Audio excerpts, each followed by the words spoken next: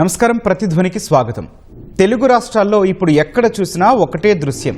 Petrol బంకుల వద్ద బారులు తీరిన వాహనాల క్యూ లైన్లు, నో స్టాక్ బోర్డులు. ఇక ఆంధ్రప్రదేశ్లో పరిస్థితి మరీ దారుణం. రాష్ట్ర వ్యాప్తంగా వందల కొద్ది బంకులు మూతపడ్డాయి. తెరిచి ఉన్న చోట కూడా పెట్రోల్, డీజిల్ రేషన్ పద్ధతిలో ఇస్తోన్న పరిస్థితి.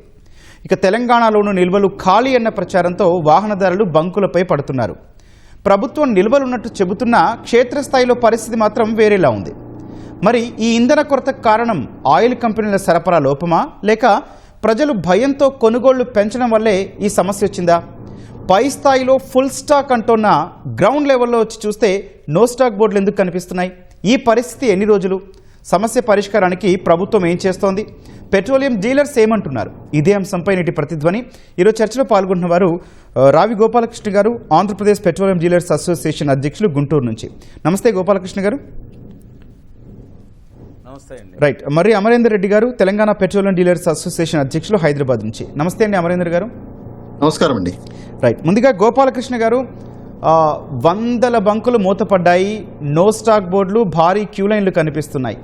ఇవన్నీ చూస్తుంటే అసలు ఆంధ్రప్రదేశ్లో పెట్రోల్, డీజిల్ డిమాండ్, సరఫరా, పంపిణీలో అసలు ఏం జరుగుతోందండి?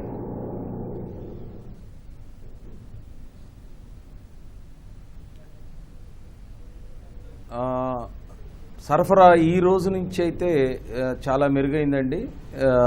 ముఖ్యంగా గత వారంలో ఆయిల్ కంపెనీలు పెట్రోల్ బంకులకి సరైన సరఫరా లేకపోవటం వలన ఈ సమస్య ఉత్పన్నమైంది. ముఖ్యంగా గత వారం మేము పెట్టిన ఇండెంట్లు ఎగ్జిక్యూట్ చేయకపోవటం వలన సమస్య మెల్లిమెల్లిగా ఇవాళ కొన్ని బంకులకి మేము ఆయిల్ ఇస్తాం, రేపు కొన్ని బంకులకి ఇస్తాం, ఎల్లుండి మళ్ళీ మీకు ఇస్తాం అని ఇట్లా ఆయిల్ కంపెనీలు కొంత రిస్ట్రిక్షన్స్ పెట్టడం వలన ఈ సమస్య మొదలైందండి. అక్కడక్కడ కొంత సరఫరా జాప్యం కూడా జరిగి ఈ సమస్య మరింత జటిలం అవటం వలన చాలా పెట్రోల్ బంకుల్లో డ్రై అవుట్స్ ఎక్కువైపోయినాయి అన్నమాట. సో మేము గత శుక్రవారం రోజు సివిల్ సప్లైస్ కమిషనర్ గారిని కలిసి ఆయిల్ కంపెనీలు మేము అందరితో ఒక మీటింగ్ ఏర్పాటు చేయడం జరిగింది. వారు ముఖ్యంగా తప్పనిసరిగా సరఫరాని మెరుగుపరచాలని చెప్పి ఇన్స్ట్రక్షన్స్ ఇచ్చారు.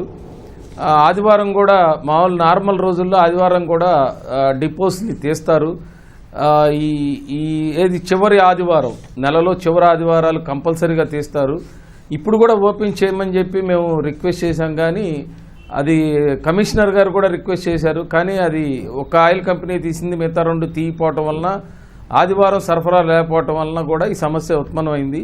ఈరోజు ఉదయం 6 గంటల నుంచి అన్ని డిపోలు పనిచేస్తున్నాయి. దాదాపు మెజారిటీ 60 to 70% ఆయిల్ వచ్చిందండి పెట్రోల్ బంకులకి. ఈ రోజు నుంచి ఆ సమస్య పరిష్కారం అవుతుందని మేము భావిస్తున్నాం. అయితే గోపాలకృష్ణ గారు, ఎందుకండి ఆయిల్ కంపెనీలు ఇప్పటికిప్పుడు ఆ కొర్రీలు పెట్టడానికి రీజన్ ఏంటండి? అంటే ఈ మధ్యకాలంలో ఇరాన్, అమెరికా వారు వలన వాళ్ళు ఏం చేశారంటే క్రూడ్ ఆయిల్ ధరలు అమాంతంగా పెరిగిపోయినాయి, $100 దాటి వెళ్ళిపోయినాయి. పూర్వం ఈ $60 ఉన్నప్పుడు ఇబ్బంది ఉండేది కాదు. ఆ రోజున్న రేటు ప్రకారం మనం ఈ కొనుగోలుకి $97 ఎంతో రేట్లు మన దగ్గర ఫిక్స్ అయి ఉన్నాయి. ఎప్పుడైతే $105-110 క్రూడ్ పెరిగిందో, అట్లాగే డాలర్ కూడా $86-87 ఉన్న డాలర్ కూడా $94 పెరిగిందో, ఈ కంపారిజన్లో దాదాపు 80% మనం ఇంపోర్ట్ చేసుకుంటున్నాం. ఇవన్నీ కూడా మన దేశం మీద కానీ ఆయిల్ కంపెనీల మీద కానీ భారం పడతాం. ఆయిల్ కంపెనీలకి లాస్ వస్తుంది అనే దాంట్లో కొంత సరఫరాని కొంత తగ్గిద్దామనే ఉద్దేశంతో వాళ్ళు చేసిన పని ఏమైందంటే అది మిస్ఫైర్ అయ్యి ఇవాళ రాష్ట్రంలో ఇటువంటి ఇబ్బందికరమైన పరిస్థితి అయితే ఏర్పడింది. రైట్ అండి. అమరేందర్ రెడ్డి గారు, తెలంగాణలో కూడా దాదాపు ఇదే పరిస్థితి, బంకుల వద్ద కొరత సమస్య కనిపిస్తోంది. కొన్ని బంకులు ఒకరోజు పనిచేస్తే మరో రోజు నో స్టాక్ బోర్డుతో కనిపిస్తున్నాయి. అసలు ఇక్కడ పరిస్థితి ఏంటండి? ఇక్కడ ఏం లేదండి. ఇప్పుడు కంపెనీలు ఏం చేస్తున్నాయంటే నష్ట నివారణ చర్య కింద వాళ్ళు కొద్దిగా కంట్రోల్ చేస్తున్నట్టు కనిపిస్తుంది. ఎందుకంటే ఇప్పుడు ఏదైతే క్రూడ్ ఆయిల్ రేట్ పెరిగి ఉంది, దాని మీద ఇప్పుడు ఆయిల్ కంపెనీలకు నష్టం జరుగుతున్నది ఒక ఇష్యూ నడుస్తూ ఉంది. అంటే ఇవి మేము అన్అఫీషియల్గా చెప్పగలుగుతాం. వాళ్ళంతా అఫీషియల్ లోపల మేము ఊహించింది, మాకు తెలిసింది మేము చెప్తా ఉన్నాం. కేంద్ర ప్రభుత్వము అనుమతితోనే మన పెట్రోల్ ప్రైసులు పెంచాల్సి వస్తుంది. సో ఇప్పుడు ఈ కేంద్ర ప్రభుత్వం వాళ్ళకు అనుమతి ఇవ్వనందుకు వాళ్ళు పెంచుకోలేదు. ఈ దృష్ట్యా కేంద్ర ప్రభుత్వం మొన్న 10 రూపాయలు ఎక్సైజ్ డ్యూటీ కూడా ఆయిల్ కంపెనీలకు మినహాయింపు ఇచ్చింది. అంటే ఆ 10 రూపాయలు ఇచ్చినా కానీ కూడా ఇంకా నష్టాల్లో వెళ్తున్నారనేది వాళ్ళ ఉద్దేశం ఉన్నట్టుగా ఉంది. ఇప్పుడు 2 రోజులు మేము ముందు ఏమో క్రెడిట్ మీద వచ్చేది, తర్వాతనేమో ఏ రోజుకి ఆ రోజు కట్టమని చెప్పారు, అది అయిపోయింది. దాని తర్వాత 1 రోజు ముందు కట్టాలని చెప్పారు, అది అయిపోయింది. ఇప్పుడు 2 రోజుల ముందు కట్టినా కూడా మాకు పెట్రోల్ డీజిల్ సరఫరా చేయట్లేదు. ఎందుకు అంటే వాళ్ళు మేము చేస్తాంలేండి, వస్తుంది చేస్తామంటున్నారు. దానికి కారణం ఏంటంటే ఇప్పుడు టైమింగ్స్ ఫాలో చేస్తున్నారు వాళ్ళు.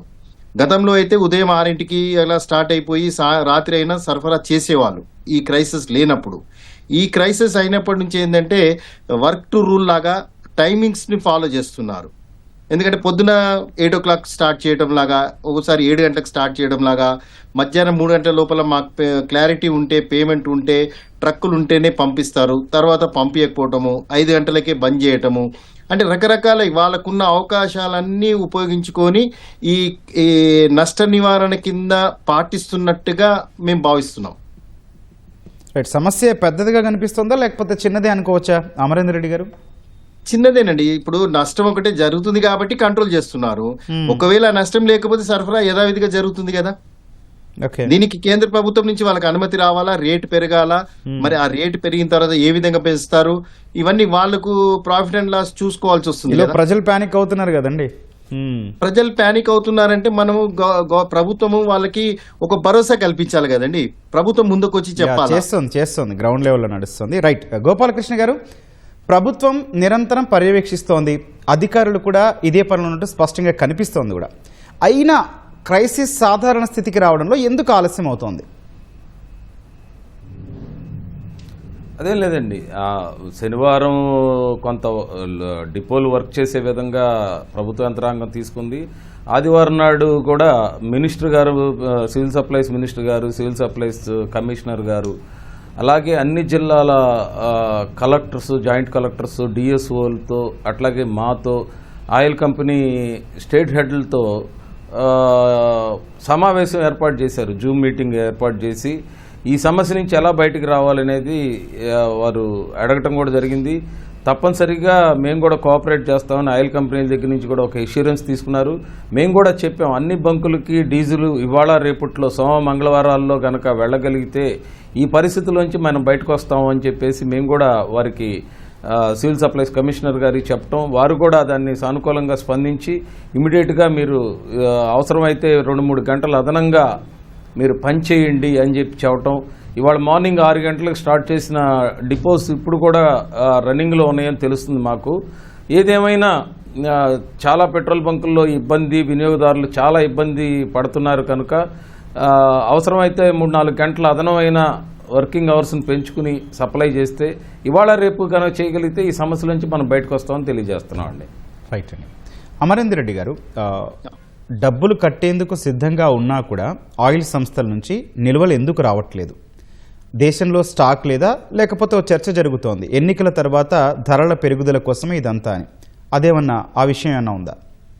లేదండి, అంటే ఆ విషయం అంటే ఇంకా అది డైరెక్ట్ గా చెప్పలేము. ఎందుకంటే మాకు సమాచారం లేదు కదా దేనికి చేస్తున్నారు అది. మీరు అన్నట్టుగా ఎలక్షన్ తర్వాత రేటు పెరిగే ఆస్కారం ఉంది. ఎందుకంటే మిగతా వేరే దేశాల్లో రేట్లు పెంచుకున్నారు, మన దేశంలో ఇంతవరకు రేటు పెరగలేదు. ప్రభుత్వం మరి ఇప్పుడు అనుమతి ఇస్తుందో లేదో, ఇప్పుడు ఇస్తుందని ఎట్లా అనుకుంటాము? కోడ్ ఆఫ్ కండక్ట్ 6వ తారీఖు వరకు ఉంది, మరి ఇస్తారా లేదా? ఇవన్నీ అజ్యూమింగ్ అండి, మనము ఊహించుకోవటమే తప్ప కరెక్ట్ గా చెప్పలేం. వాళ్ళు ఏంటంటే వాళ్ళ బాధలు ఇక వాళ్ళ నష్ట నివారణ కింద అనుకోవచ్చు, లేకపోతే ఇంకా రకరకాల కారణాలు కావచ్చు. గతంలో ఎంతసేపు డీలర్ల పైన దోసేవాళ్ళు, క్రెడిట్ ఇవ్వలేదని, మేము ఇవ్వలేదని చెప్పారు, మేము కూడా దాన్ని ఇచ్చేసాము. ఇప్పుడు డబ్బులు కట్టిన తర్వాత ఇవ్వలేదు అంటే ఇది గవర్నమెంట్కి చెప్పాలి కదండి. గవర్నమెంట్ ఆయిల్ కంపెనీలు చెప్పాలి ఎందుకు అనేది. ఈ ఆయిల్ కంపెనీస్ అట్లాగే డీలర్స్కి మధ్య ఎవరు ఉంటారండి? ఎవరుంటారండి? ఆయిల్ కంపెనీస్ మాకు మేము డైరెక్ట్ అసోసియేషనే మేమే మాట్లాడుతాం. ఏదైనా ఉంటే జనరల్ గా అవసరం అనుకున్నప్పుడు మా ఇష్యూస్ ఏవైతే ఉంటే మేము వాళ్ళతో చర్చిస్తాము. ఇక్కడ ఆయిల్ కంపెనీ ఏముంటుందంటే ఇప్పుడు మాకు జనరల్ గా ఆయిల్ కంపెనీ అనే అధికారులు ఎవరు కూడా వాళ్ళు ఏ డిసిషన్ తీసుకోరండి, మేనేజ్మెంట్ డిసిషన్ తీసుకోవాలా. ఫర్ ఎగ్జాంపుల్ మా డీలర్ మార్జిన్ ఉందనుకోండి, 8 సంవత్సరాల నుంచి మాకు ఇవ్వట్లేదు, మేము వీళ్ళని అడిగితే వీళ్ళు ఏమంటారంటే మీరు మినిస్ట్రీ నుంచి చెప్పాలండి, గవర్నమెంట్ ఒప్పుకోవాలి, గవర్నమెంట్ ఒప్పుకుంటే ఇస్తాము, మాదేం లేదు కదా అనేది వీళ్ళు చెప్తారు. వాళ్ళని అడిగితే వాళ్ళు అంటే వాళ్ళ మీద వీళ్ళు, వీళ్ళ మీద వాళ్ళు అన్నట్టుగా ఉంటుంది. సో వీళ్ళు ఏది తీసుకుంటారో మనకు చెప్పరు. మాకేంటంటే ఇది చెయ్యాలి అని ఒక ఇన్స్ట్రక్షన్ వచ్చేస్తుంది, మీరు ఈ విధంగా పాటించాలి, ఈ విధంగా చేయాలి అని చెప్పేదే చెప్తారు తప్ప ఎందుకు ఏంటి మా వైపు ఇప్పుడు మేము ఏదైతే బాధలు పడుతున్నామో, ఇప్పుడు నో స్టాక్ ఉందనుకోండి, కస్టమర్ వస్తాడు ఆశతో వస్తాడు, తీరా నో స్టాక్ అనేసరికి వాళ్ళకి కోపం వస్తుంది కదా, అవసరం కదా అది. అదే అంటున్నా. సో అదేమైతుంది, వీళ్ళు ఇవ్వకపోవడం వల్ల మేము బ్లేమ్ అవుతున్నాం. రైట్. అయితే ఇప్పుడు ఏంటి స్టాక్ ఉందా అండి ఆయిల్ కంపెనీస్ దగ్గర సరిపడంత? అధికారులు 45-60 days కు మామూలుగా బఫర్ స్టాక్ అనేది ఉంటుందండి. మనకు మిగతా కంట్రీస్ నుంచి వస్తుంది. మన రిఫైనరీస్, మన భారతదేశంలో రిఫైనరీస్ ఉత్పత్తి కూడా పెంచారు. అలాంటిది ఏం లేదు. అంటే ఇప్పుడు ఏదో స్టాక్ అయిపోతుంది అనేది మాత్రం లేదండి. మనకు కొంచెం స్టాక్ మిగతా దేశాల నుంచి వస్తుంది కాబట్టి, మన దగ్గర ఉంది కాబట్టి అంత వరస్ట్ సిచ్యువేషన్ ఏం లేదు.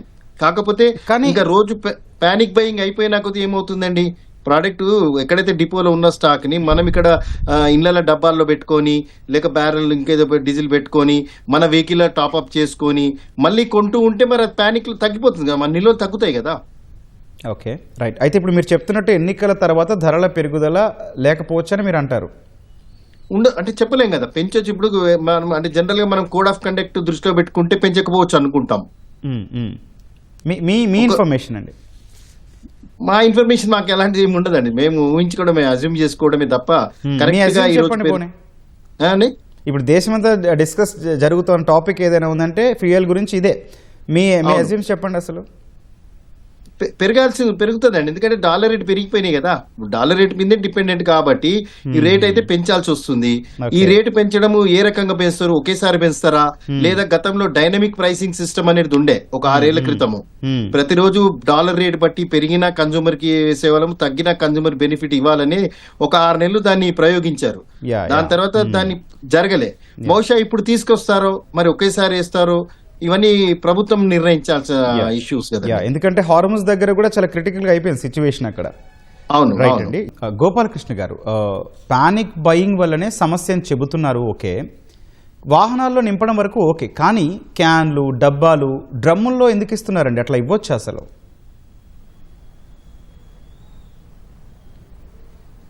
ఇది డబ్బాలు, క్యాన్లలో మేము ఎక్కడ ఇవ్వట్లేదండి. మాకు ఆయిల్ కంపెనీలు కూడా కొన్ని రిస్ట్రిక్షన్స్ పెట్టినాయి. ఇప్పుడు ఏదైతే 250 లీటర్ల కన్నా మీరు ఎవరికి కొట్టద్దు, లారీకి కానీ దేనికైనా సరే కొట్టద్దు అని చెప్పేసి వాళ్ళు కొన్ని రిస్ట్రిక్షన్స్ పెట్టినాయి. 250 పైన మేము గనక పొరపాటున ఎవరన్నా మా కుర్రాడు గనక, సిబ్బంది గనక 350-400 ట్యాంక్ పట్టే లారీ కనుక మేము ఫిల్ చేసినా కూడా మాకు నోటీస్ ఇచ్చి ఆ పంపు దాదాపు 12 hours ఆపేసిన సందర్భం కూడా ఉంది. ఎందుకంటే మా పెట్రోల్ పంపుల్లో టోటల్గా ఆటోమేషన్తో కూడున్నాయి. ఇదేంటంటే nano system, no automation no oil. So ఈ నానో సిస్టంలో ప్రతిదీ కూడా మా దగ్గరకు వచ్చే ఆయిల్ కానీ లేదా మేము అమ్మే ప్రతి ట్రాన్సాక్షన్ కూడా రికార్డ్ అయి ఉంటుంది. అందుకని మేము ఎక్కడా కూడా ఈ కన్జ్యూమర్స్కి బయట వాళ్ళకి ఇవ్వటం అనేది జరగదు. ఎవరో ఒక వ్యక్తి వచ్చి మా వెహికల్ ఆగిపోయింది అని బతిమాలితే కూడా ఎక్కడన్నా మా వాళ్ళు ఎక్కడన్నా ఇచ్చి ఉండొచ్చేమో, కానీ వీలైనంత వరకు మేము కూడా వెహికల్స్కి కొట్టడానికే మేము చూస్తూ ఉంటాం. ముఖ్యంగా ఈ 3 రోజుల నుంచి నేను కంటిన్యూస్గా ఇవాళ పెట్రోల్ బంక్లో బయట ఉండి చాలా ఇబ్బంది పడ్డారు అండి వినియోగదారులు. చాలా అంటే చాలా ఇబ్బంది పడ్డారు. ఏదేమైనా ఈ సిచ్యువేషన్ నుంచి బయటికి తీసుకురావాలని మేము కూడా సంఘం తరపున కూడా మేము మ్యాక్సిమం కూడా ట్రై చేసామన్నమాట.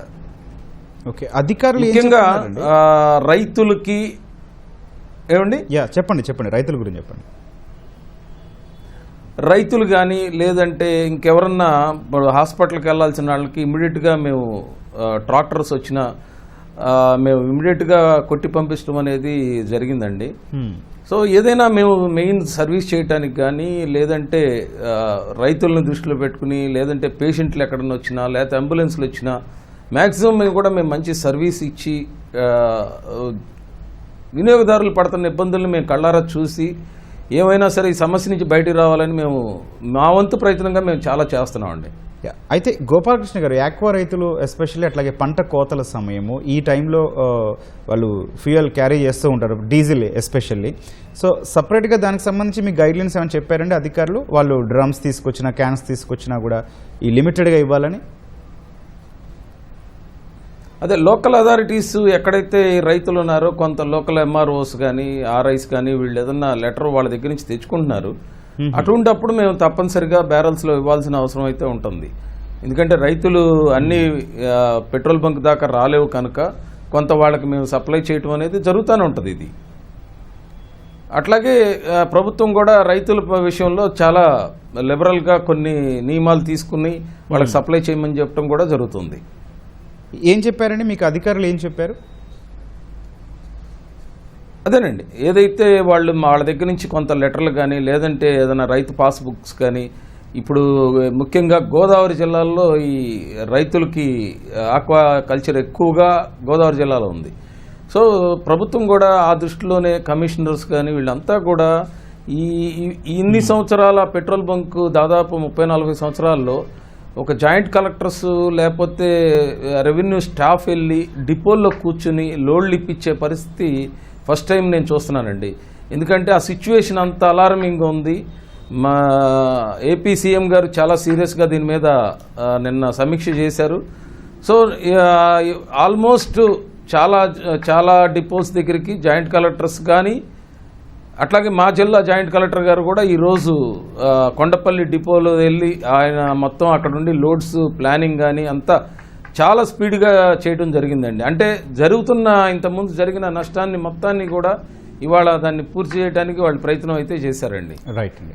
అమరేందర్ రెడ్డి గారు, వరుసగా 2-3 రోజులు ఈ నో స్టాక్ బోర్డులు పెట్టడం వల్ల ప్రజల్లో భయం మరింత పెరుగుతోంది. తెలంగాణ సమస్య తీవ్రం కావచ్చిన అంచనాలు కూడా ఉన్నాయి. సో ఈ నేపథ్యంలో ముందున్న మార్గం ఏంటండి? ఇప్పుడు క్రైసిస్ అనేది మనం క్రియేట్ చేసుకుంటున్నాం అండి. పానిక్ బయింగ్ అనేది చేసుకుంటున్నాము. ఆంధ్ర తెలంగాణకు వచ్చేసి మనకు రిఫైనరీ వైజాగ్ లో ఉంది, హెచ్పిసి రిఫైనరీ. అక్కడి నుంచి పైప్ లైన్స్ మనకు సప్లై వస్తుందండి. ఎందుకంటే మనం అక్కడ వేరే క్రూడ్ అవన్నీ కూడా ఏం లేకుండా మన రిఫైనరీ నుంచి మనకు వస్తుంది. ఇక్కడ ఏమవుతుందంటే వాళ్ళు ఏదో కొంచెం ఇబ్బంది వల్ల ఇంటర్నల్ గా ఏ ఇష్యూ వల్ల వాళ్ళు కొంచెం సప్లై చేయడం వల్ల ఈ 2-3 రోజుల నుంచి కొంచెం ఇబ్బంది అయింది. అయితే మనకు అంత క్రైసిస్ లోకి వెళ్లే పరిస్థితి అయితే లేదండి. అంటే మనం పానిక్ బయింగ్ చేసి ఓవర్ స్టాక్ పెట్టుకుంటే మాత్రం చెప్పలేం కదా. మనకు అవసరం ఉన్నంత తీసుకోవటము, మనకు అవసరం ఎంత ఉందో అంతే వాడుకోవటం లాంటివి చేస్తే మనకు ముందున్న రోజుల్లో భవిష్యత్తులో మనకు ఉపయోగపడుతుంది కదండి. అంటే ఇప్పుడు ఈ ఫ్యూయల్ సరిపడినంత ఇవ్వకపోతే దాని ఎఫెక్ట్ మిగిలిన వాటి మీద కూడా పడుతుంది కండి. ఇప్పుడు సరుకు రవాణా కావచ్చు, దానివల్ల మన నిత్యావసర ధరలు పెరగవచ్చు, ఇట్లాంటి సమస్య ఉంది కండి. సో ఈ నేపథ్యంలో భవిష్యత్ గురించి ఏమైనా ఆలోచిస్తున్నారండి? ఎట్లాంటి డిస్కషన్ జరుగుతోంది? ఇప్పుడు ఒక్కటండి, మనకు ప్రైస్ ఎప్పుడైతే ఇంక్రీజ్ అవుతుందో రేటు పెంచారనుకోండి, ఆటోమేటిక్ గా మనకు నిత్యావసర వస్తువులు కానీ మిగతా మీరు అన్నిటి వాటిపైన ప్రభావం చూపుతుంది. దానివల్ల మనకు ఇన్ఫ్లేషన్ మళ్ళీ అవి జీడిపి అవన్నీ రకరకాల వాటి మీద ప్రభావం చూపుతుంది కదండి. సో ఇప్పుడు మన ఎకానమీ కూడా ఇబ్బంది కావచ్చు కదా. సో అది ఏ విధంగా పెంచుతారు, లేకపోతే ఆల్టర్నేట్స్ ఇంకేమైనా చూస్తారా? ఇప్పుడు మనకు ఒక ఎగ్జాంపుల్, మనము 1992 ప్రాంతంలో మనకు కువైట్ వార్ జరిగింది. కువైట్ వార్ జరిగినప్పుడు అప్పుడు కేంద్ర ప్రభుత్వం మార్నింగ్ 6 to ఈవినింగ్ 6 సప్లై ఇస్తున్నామని చెప్పి ఒక టైమింగ్ ఇచ్చారు. అంటే మార్నింగ్ 6 to 6 దొరుకుతుంది, నెక్స్ట్ డేకి రాత్రికి దొరకకపోతే ఎట్లా ఆల్టర్నేట్ చూసుకొని జాగ్రత్త పడి ఎప్పుడైతే వార్ జరిగిన రోజులు ఎలాంటి ఇబ్బంది లేకుండా అయితే చేయగలిగినాం కదా. రైట్. ఇప్పుడు కూడా అలాంటి ఏమన్నా అంటే ఎట్లా చేస్తే బాగుంటుంది అనేది ఒక థింక్ ట్యాంక్ అంటే ఆలోచిస్తే దానికి ఒక పరిష్కారం తీసుకొస్తే మనం దీన్ని కూడా అధిగమించవచ్చు. Okay, right. గోపాలకృష్ణ గారు, రైతులు ప్రజా రవాణా వాహనం నడిపేవారు కూడా ప్రస్తుత కొరతతో తీవ్రంగా ఇబ్బంది పడుతున్నారు. వారికి ఊరటనివ్వటం కోసం స్పెషల్గా ఏమైనా చర్యలు తీసుకుంటున్నారా? ఒకటేనండి, ఇప్పుడు వాస్తవంగా వాళ్ళ ఇబ్బందులు మేము కూడా గమనిస్తున్నాం. అనేక మంది ట్రావెల్ చేస్తూ హైదరాబాద్ వెళ్ళేవాళ్ళు కానీ లేకపోతే ఇతర ప్రాంతాలకు వెళ్ళేవాళ్ళు కానీ ఇవన్నీ కూడా మేము ప్రత్యక్షంగా చూస్తున్నాం. సో ముఖ్యంగా మేము కోరుకుంటుంది ఏంటంటే అన్ని పెట్రోల్ బంకుల్లోకి 1 or 2 daysలో సప్లైస్ కనుక పెంచుకోగలిగితే ఈ సమస్యల నుంచి మనం బయటకు వస్తామండి. మనం 10 బంకుల్లో ఆయిల్ ఉన్నా 100 బంకుల్లో ఉండాల్సింది 10 బంకుల్లో ఉన్నా ఇబ్బంది అవుతుంది వినియోగదారులకి, ఆ క్యూ సిస్టమ్ పెరిగి. అట్లాగే 100 బంకుల్లో కనుక మనం ఆయిల్ ఇవ్వగలిగితే 100% మనం దాన్ని సక్సెస్ చేసిన వాళ్ళం అవుతామండి. మేము ఆ ప్రయత్నంగా మా సంఘం తరపున, మా డీలర్ల తరపున మేము ఆ ప్రయత్నమే చేస్తున్నాం. అలాగే రేటు విషయానికి వచ్చేసరికి రేటు పెరగకూడదనేదే మేము అనుకుంటున్నాం. రేటు పెరిగితే అన్ని నిత్యావసర వస్తువుల దగ్గర నుంచి ప్రతిదీ కూడా పెరిగిపోతుంది.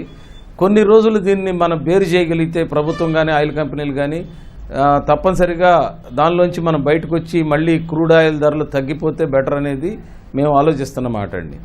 రైట్ అండి. అమరేందర్ రెడ్డి గారు, చివరిగా కొంచెం ఓపెన్గా మాట్లాడితే రేపటికి పరిస్థితి సాధారణ స్థితికి చేరుకుంటుందని ప్రభుత్వాలు ఇస్తున్న హామీలను ఎంతవరకు నమ్మొచ్చండి? అట్లాగే ఈ విషయంలో ప్రభుత్వం చెప్పలేని కావచ్చు లేదా చెప్పని అంశాలు ఏమైనా ఉన్నాయా? ఇప్పుడు ప్రభుత్వం ఏం లేదండి, ఇప్పుడు మీటింగ్లు పెడుతున్నారు, చేస్తున్నారు, కరెక్టే. కానీ ఇప్పుడు ఇక్కడ ఒకటి క్రెడిట్ అని, డబ్బులు ఉన్నాయని, లేవని, ఇవన్నీ కాకుండా ప్రజలకు ఎలాంటి ఇబ్బంది లేకుండా డీలర్లకు ప్రతి బంకులో మినిమం స్టాక్ అవైలబుల్ కనుక అంటే అవైలబుల్ చేస్తే ఇలాంటి కృత్రిమ కొరత క్రియేట్ కాదు, ప్రజలకు కూడా ఒక నమ్మకం కలుగుతుంది. ఇప్పుడు ఏంటంటే ఒక బంకులో వచ్చింది, ఇంకో బంకులో లేదు, ఇక్కడ వస్తుంది, ఇక్కడ డ్రై అవుతుంది అనకుండా ప్రతిరోజు ప్రతి బంక్ ఆ రోజు సేల్ ఎంత ఉంటుంది, ఒక మినిమం సేల్ కి ఒక రోజుకో 2 రోజులకో పార్ట్ లోడ్స్ అంటాం. ఇప్పుడు ట్యాంకర్ లో ఒక 4 కంపార్ట్మెంట్, 5 కంపార్ట్మెంట్, 3 కంపార్ట్మెంట్లు ఉంటాయి. అవి ప్రతి బంక్ కి ఒక్కొక్క కంపార్ట్మెంట్, ఒక దగ్గర పెట్రోల్ కు ఒక డీజిల్ అట్లాగా ఇచ్చుకుంటూ పోతే ఇప్పుడు ఒక డీలర్ డబ్బు కట్టలేడు అనుకుందాం ఒక సిచ్యువేషన్ లో. అలాంటప్పుడు ఒక తక్కువ కంపార్ట్మెంట్ ఇవ్వండి. ఆయిల్ కంపెనీలు మన కలెక్టర్స్ వీళ్ళు ఎవరైతే మాట్లాడుతున్నారో, సివిల్ సప్లై కమిషనర్ మాట్లాడుతున్నాడో, పార్ట్ లోడ్స్ ఇవ్వండి. ప్రతి బంకులో పెట్రోల్, డీజిల్ కనీసం మినిమం స్టాక్ అవైలబుల్ ఉన్నట్టుగా చూసుకుంటే, ఇలాంటి చర్యలు కనుక తీసుకుంటే వాహనదారులకు ఏమవుతుందంటే ప్రతి బంకులో పెట్రోల్ ఉంది, మనకు ఇబ్బంది లేదు అని ఒక భరోసానన్నా కల్పించినట్టు అవుతుంది. ఒక దగ్గర ఉండి ఒక దగ్గర లేకపోయేసరికి ఈ ప్యానిక్ అనేది వచ్చేస్తుంది. దానికి మా పరంగా సూచన ఏంటంటే ప్రతి బంకులో మినిమం స్టాక్ ఉండేటన్నా ప్రభుత్వము ఆయిల్ కంపెనీతో మాట్లాడి చేయటము ఒకటి. రెండోది ప్యానిక్ బయింగ్ లో డబ్బాలు, బాటిళ్లు తీసుకోకూడదు. దానికి మేము పోలీస్ ప్రొటెక్షన్ అడిగాము. ఇక్కడ రాష్ట్ర ప్రభుత్వంతో మాకు సహకరించారు. గవర్నమెంట్ ఇంతకుముందు జరిగిన సంఘటనలో మాకు పోలీస్ ప్రొటెక్షన్ ఇచ్చినప్పుడు మేము ఈ డబ్బాల్లో నింపకుండా ఇవన్నీ జాగ్రత్తలు తీసుకున్నాం. కాబట్టి ఈ ఆల్మోస్ట్ ఒక 1 month మనము లాక్కొచ్చాం, ఎలాంటి ఇబ్బంది లేదు. పోయిన నెల 25, 26 ఉన్న ప్రాంతంలో చాలా ఇబ్బంది ఉంది మనకి తెలంగాణలో. సో ఇప్పుడు అవన్నీ అధిగమించుకొచ్చాం. చర్యలు తీసుకొని కొన్ని సూచనలు, కొన్ని ఇవన్నీ ఇలాంటివన్నీ కనుక పాటిస్తే, కన్సూమర్స్ కూడా ఆలోచిస్తే, ప్రజలు కూడా ఆలోచిస్తే మనకు అన్ని విధాల ఉపయోగం ఉంటుందని మా ఉద్దేశం. రైట్ సార్, ఓకే, రైట్ అండి. రావి గోపాలకృష్ణ గారు, మరి అమరేందర్ రెడ్డి గారు, థ్యాంక్ యూ అండి చర్చలో పాల్గొన్నందుకు. ఇది నేటి ప్రతిధ్వని. నమస్కారం.